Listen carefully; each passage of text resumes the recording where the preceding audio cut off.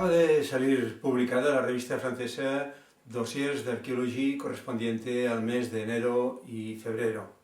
Este monográfico está dedicado casi completamente a las mujeres de la prehistoria, con artículos históricos, teóricos sobre algunas técnicas y tratando temas y casos concretos que van desde la arqueología de sociedades cazadoras-recolectoras hasta temas de la prehistoria más reciente, remarcando los prejuicios, los mitos y las discriminaciones y las representaciones simbólicas. El monográfico contiene dos artículos que nos encargaron a Assumpció Vila y a mí.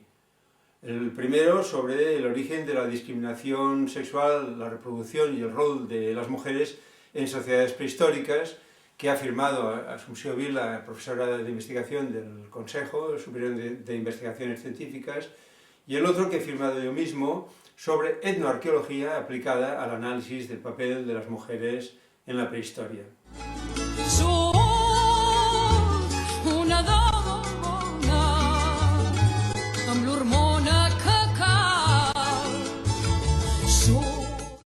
Es el primero el que voy a comentar aquí, en este vídeo. Se trata de un resumen del estado actual de nuestras propuestas sobre el origen de la desigualdad social entre hombres y mujeres y de su relación con el origen de la división del trabajo en función del sexo.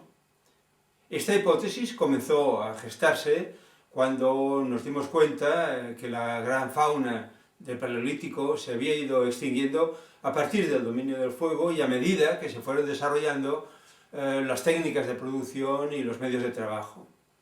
La hipótesis, tipotesis, ha ido fraguando a lo largo de los años y se ha ido consolidando a partir de nuestros proyectos etnoarqueológicos en América y se ha plasmado finalmente en una serie de sucesivas publicaciones. Siguiendo la pregunta de ¿para qué y para quién hacemos arqueología que he planteado en el vídeo introductorio inicial? Lo primero que hay que preguntarse es ¿por qué es importante conocer el origen de la discriminación social de las mujeres? ¿Por qué es importante para la sociedad actual? ¿Qué puede aportar la prehistoria en esta búsqueda de las causas de la situación actual de desigualdad?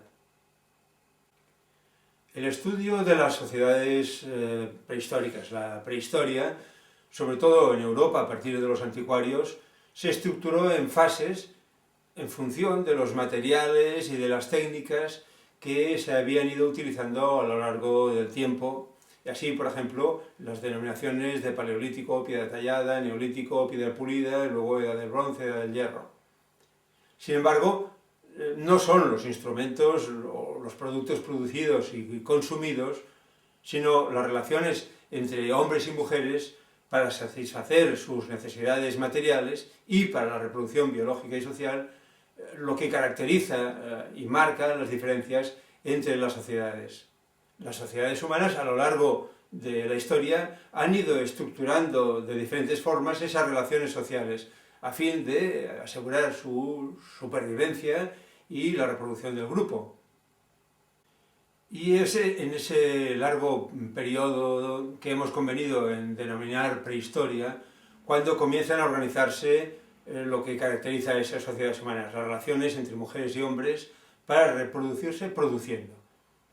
Las estrategias organizativas, cómo se organizan las sociedades, las distintas alternativas para conseguir sobrevivir y para la reproducción, pueden haber sido múltiples a lo largo de miles de años, por lo menos a partir de un punto de inflexión, o del punto de inflexión que significó el dominio del fuego, y que planteó una barrera definitiva frente a las especies que nos depredaban.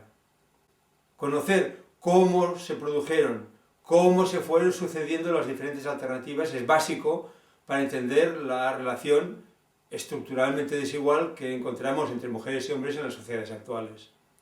Deseamos conocer sus causas históricas y desenterrar supuestos esencialismos biológicos que naturalizan las diferencias entre hombres y mujeres y que remiten en última instancia a un supuesto primigenio, carácter natural, esencial, biológico de las diferencias sociales. Todos hemos oído hablar de somos así por naturaleza, esto por lo tanto siempre ha sido así, etc. Si aceptásemos ese determinismo biológico o genético, no nos quedaría otra que aceptar la situación actual, que perpetúa la situación inalterable que sería propia y definitoria de la especie humana.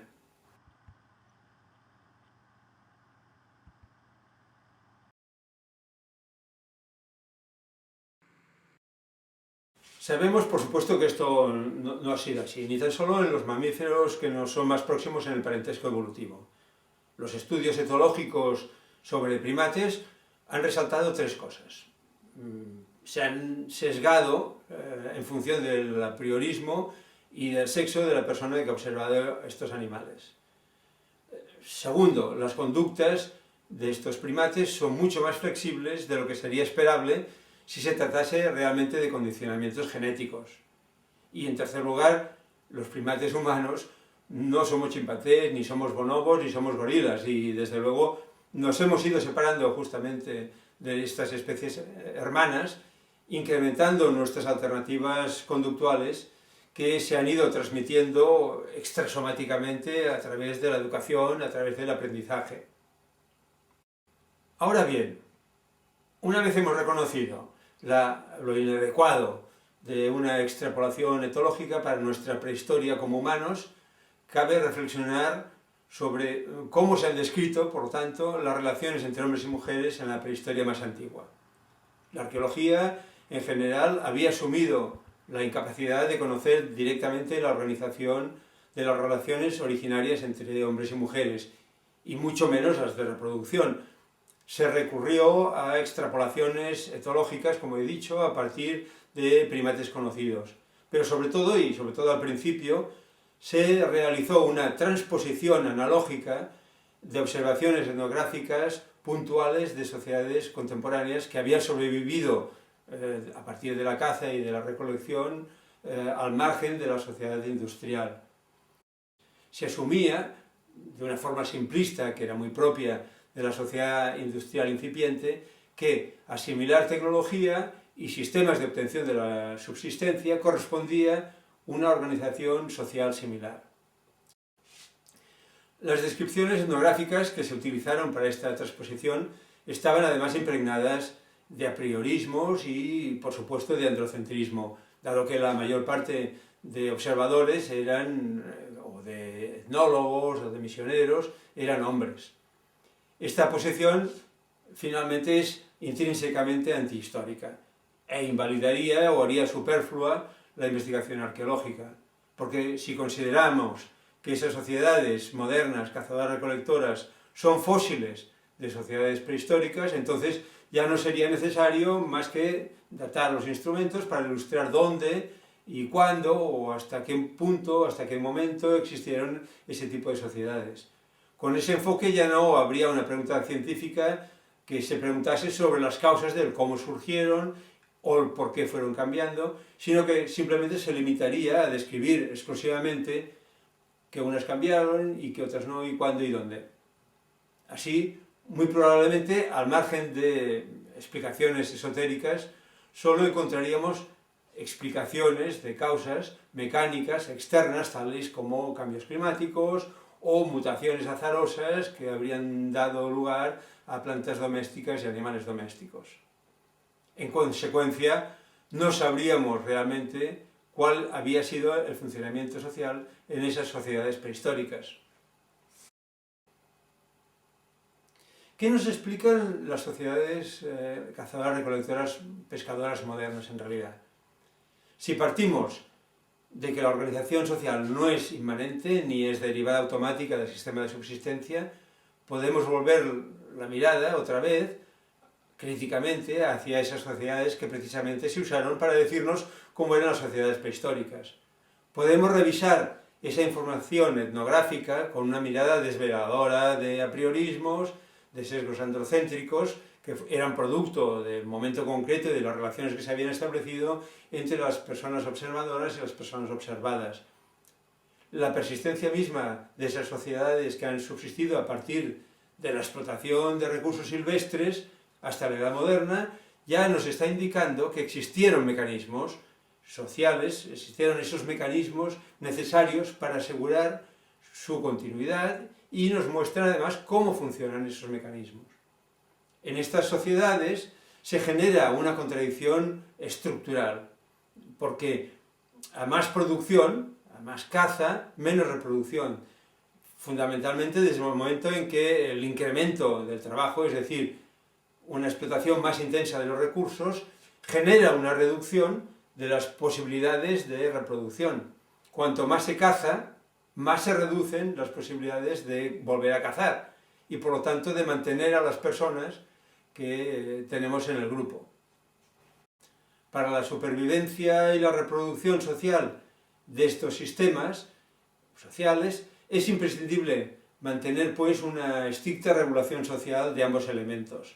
Eso significa necesariamente poner en práctica normas que regulen las condiciones en las que se llevan a cabo los procesos de producción de bienes y los procesos de reproducción biológica y social.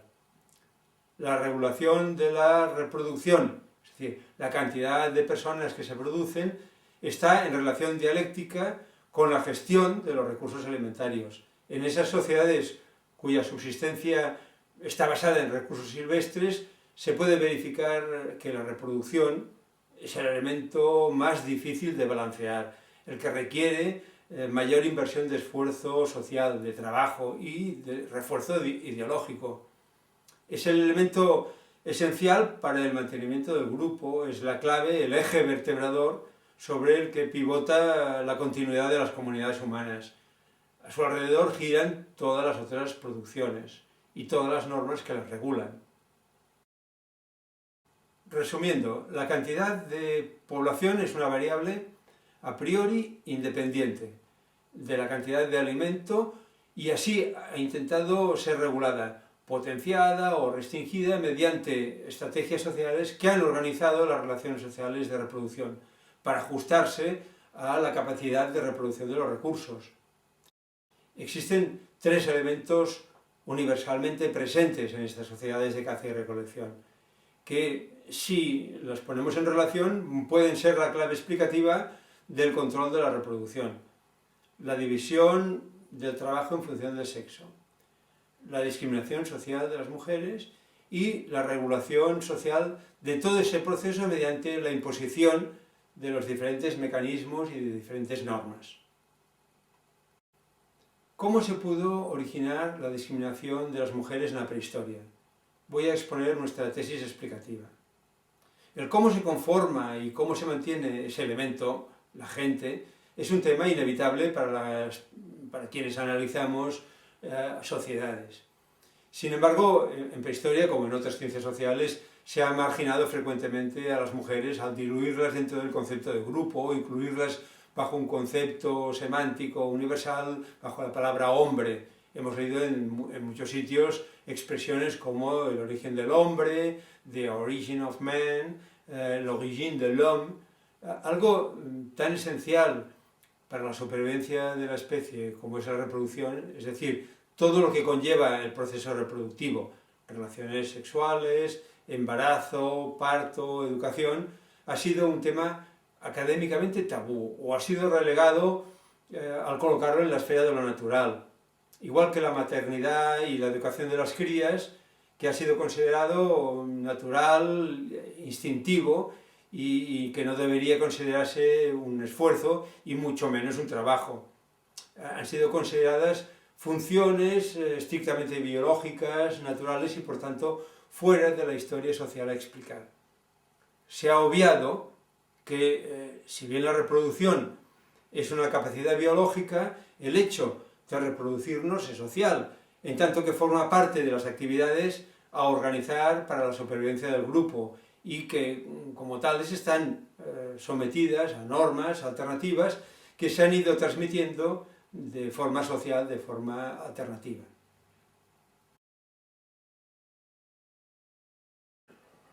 La organización social de la reproducción debió ser la variable dominante en aquellas sociedades prehistóricas ya plenamente humanas, con una tecnología eficiente para la consecución de alimentos como la que se documenta a finales del Pleistoceno medio, como mínimo, o a partir del máximo glaciar último.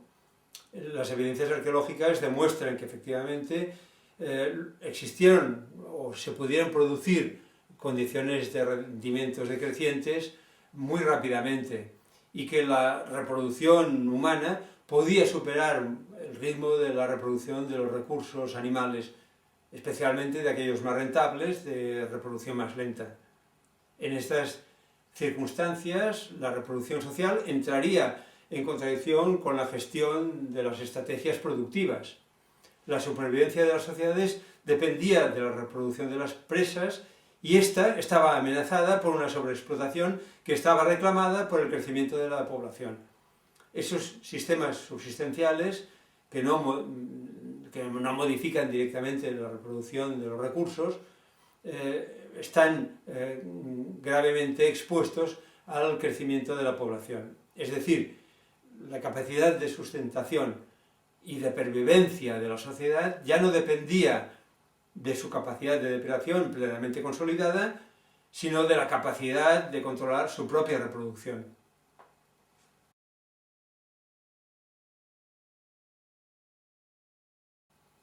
La regulación de la reproducción biológica humana puede ensayarse mediante distintas formas de organizar la dimensión y la distribución de los grupos, pero inevitablemente, llegado a un punto, debe ejercerse directamente sobre las relaciones sociales sexuales. El control social de la capacidad reproductiva es básico y es mucho más efectivo si se ejerce directamente sobre las mujeres por su capacidad, por su papel fundamental como reproductoras. Llegamos así al control de la fecundidad. Ese control es posible mediante una serie de estrategias o de mecanismos que incluyen normas obligatorias y sancionadoras para las mujeres. Esas normas permiten, por ejemplo, a través de rituales o de ceremonias repetidas y de aspectos normativos, una serie de elementos. Por ejemplo, educar e imponer conductas para la regulación de las relaciones sexuales, controlar el acceso a las mujeres fértiles, reducir el contacto entre hombres y mujeres, reducir la fertilidad de las mujeres mediante, por ejemplo, tabúes alimentarios, amamantamiento prolongado, etc. Y, llegado un momento extremo, justificar la práctica del infanticidio, especialmente del infanticidio femenino. Pero para poder imponer y hacer efectivo el control social sobre las mujeres y sobre la reproducción e incorporar esa serie de normas y de conductas que lo hagan posible en la vida social, pudo, y hay que remarcar pudo, ser imprescindible una previa infravaloración de las mujeres. Pero esa infravaloración de las mujeres necesita una justificación y esta se consigue fácilmente apelando a construcciones ideológicas basadas en diferencias físicas o biológicas que presuntamente impedirían a las mujeres realizar algunas tareas concretas. Serían esos supuestos impedimentos los que justificarían la división sexual del trabajo en función del sexo. Pero la evidencia etnográfica, una vez depurada de androcentrismos, nos demuestra que el tipo concreto de la división no es lo importante y que no existe ningún impedimento real, objetivo, para realizar cualquier trabajo por parte de un sexo u otro. Lo fundamental, lo que se repite, es que las actividades de hombres y mujeres son distintas, no son las mismas. La diversidad de la división del trabajo en función del sexo en las distintas sociedades ya es una evidencia concreta y clara de que la biología, la naturaleza, no es la causa de esa división. En esas sociedades históricamente documentadas, la división de actividades puede resumirse como no hacer y no producir lo mismo. Esta característica, la división del trabajo en función del sexo, asegura dos elementos relacionados siempre presentes. Primero, la dependencia mutua entre mujeres y hombres, que asegura la coherencia del grupo y por tanto la reproducción. Segundo, esa división del trabajo además permite separar conceptualmente el producto del trabajo aportado al grupo por cada sexo y por lo tanto valorizarlos independientemente. Se puede otorgar un valor subjetivo, se le puede asignar un valor diferente a los trabajos y a los productos obtenidos, independientemente del valor real, es decir, del tiempo de trabajo invertido. Y esta diferencia de valor luego se puede transmitir, se puede transferir a sus protagonistas. Esto permite desvalorizar a las mujeres a través de la infravaloración de su aporte productivo. Los aportes y las actividades que realizan los hombres son, en todas esas sociedades, más valorados socialmente que los trabajos y los aportes que realizan las mujeres. Con esos dos elementos, dependencia y desvalorización, se establece una situación real que posibilita el ejercicio del poder, entendido como una relación desigual que permite normativizar, priorizar, ordenar, prohibir, castigar las relaciones de reproducción y ejercer este poder directamente sobre la parte desvalorizada sobre las mujeres. Así, de esta manera, se fue conformando un sistema social con disimetría a favor de los hombres, y eso posibilita el control social de las mujeres, de sus relaciones sexuales y en el extremo de la propia vida de las mujeres. Y eso facilita la regulación de la producción de hijos, la reproducción biológica y social del grupo y su mantenimiento. Las maneras, la intensidad, cómo se ejerce ese control, cómo se concreta ese control, pueden diferir cronológica y espacialmente, y realmente es lo que constituye las diferencias específicas de cada sociedad. No es, por tanto, una característica intrínseca, innata, adaptativa, ni tampoco existió desde el origen de las sociedades, necesariamente. Fue una consecuencia histórica que permitió a algunas sociedades continuar subsistiendo de la caza y de la recolección hasta la Edad Moderna.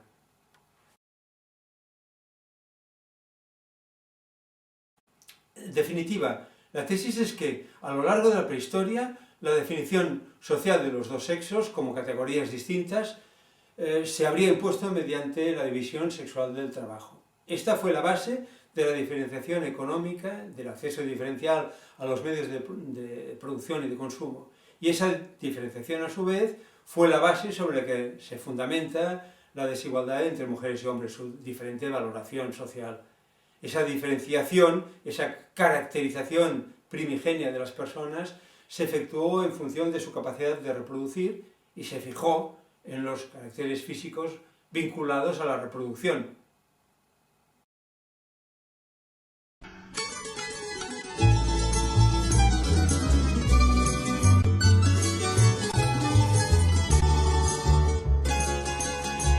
Soc una dona amb dos fills i una poma. Soc una dona amb l'hormona que cal. Soc una dona i això ja no és broma, no ho seré mai.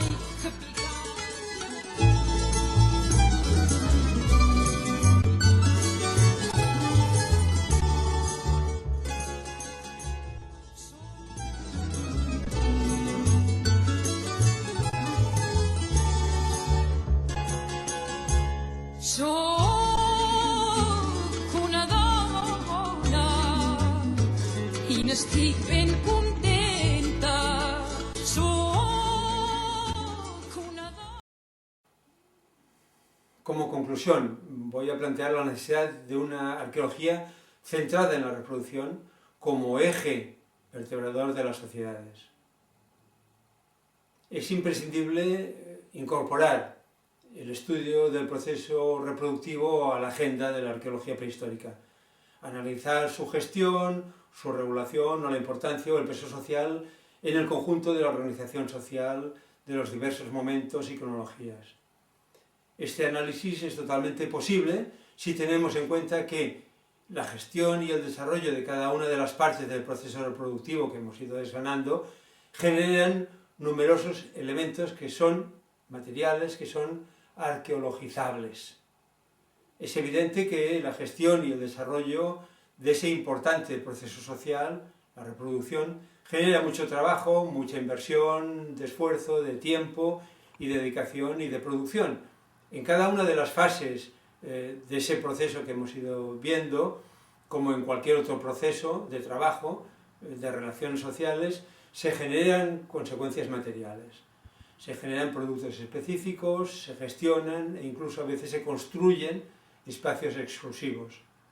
La producción ideológica de relatos, de leyendas, de normas pertinentes es otro apartado de todo este conjunto que no se puede obviar, que no se puede olvidar y que también genera productos y que también genera materiales. Lo que evidentemente hay que cambiar para conseguir ese objetivo en la investigación prehistórica son las preguntas y el abordaje científico de las mismas. Esta conclusión la voy a retomar en mi comentario del segundo artículo sobre la etnoarqueología y la cuestión de la diferenciación social entre hombres y mujeres.